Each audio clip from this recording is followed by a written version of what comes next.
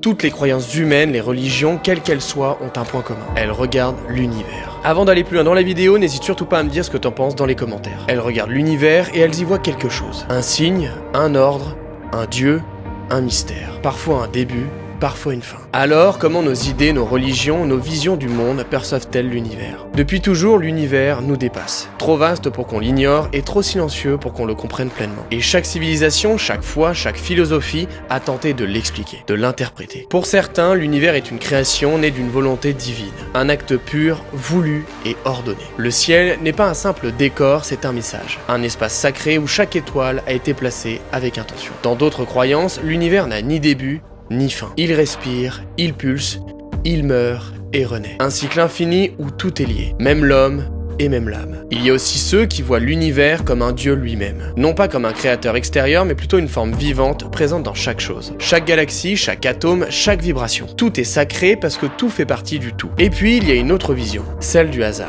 Celle du hasard, de la physique, des lois naturelles. Juste la beauté brute de ce qui est. Et pourtant, même là, face à une nébuleuse ou un trou noir, le vertige est le même. Car au fond, qu'on croit en un dieu, en l'univers, en la science ou en rien du tout, on regarde tous le même ciel, avec les mêmes questions, les mêmes doutes et les mêmes frissons. Ce n'est pas la réponse qui nous relie, c'est la question.